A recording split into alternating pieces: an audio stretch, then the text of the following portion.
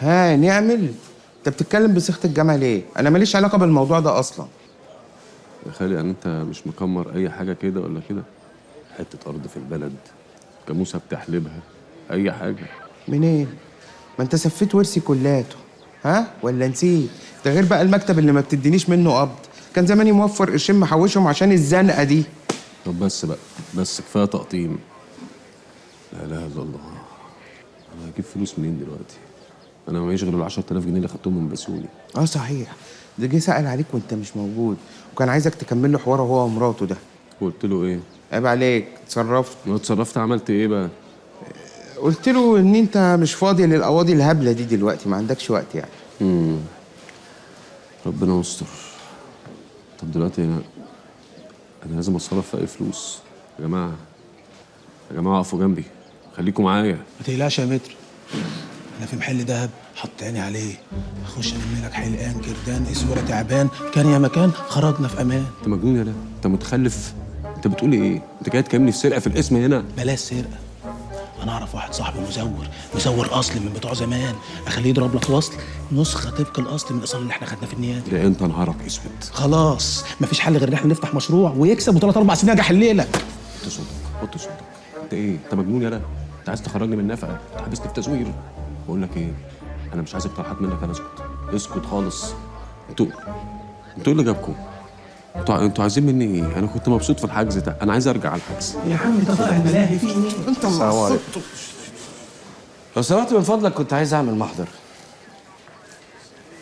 بقول لك ايه؟ ولا انت قعدتك في الحبس قوت قلبك خالص، عايز تضرب في الاسم. هتساعد بالقلم. هات ولاعه من غير ما تتكلم كتير. خد ولاعه وبفره لو حابب، بس اتصرف انت في باقي الحاجه. بفرة ايه؟ بفرة ايه؟ الله يخرب بيتك.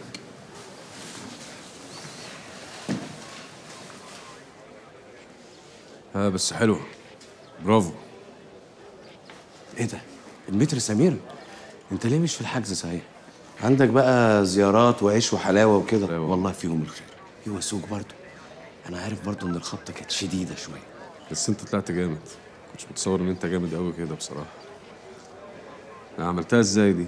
لا دي اسرار مهنه بقى، انت زميل وعارف برضه يعني. انت قدامك كتير قوي عشان تتعلم الكلام ده، بس والله انا ما عندي مشكله ان انا اعلمك. حلو، صح. امسك كده تاني معلش. ايه في ايه؟ مش لاقيها خالص، راحت فين؟ ايه لا بتدور على ايه؟ بس مش مهم.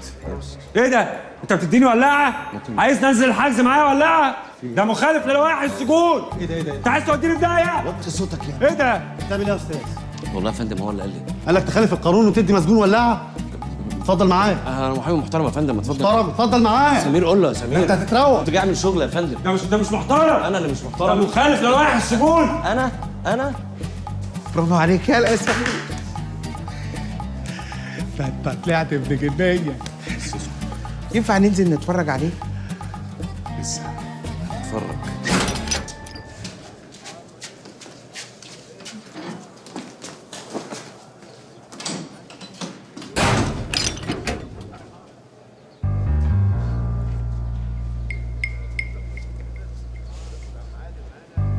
اهلا اهلا اهلا اهلا اهلا يا سماره يا روح قلبي، نورتي الحجز يا حبيبتي. فيها يا سمير، انت مشخصن الموضوع ليه؟ ما ده شغل وانت محامي وفاهم، ولازم نفصل ما بين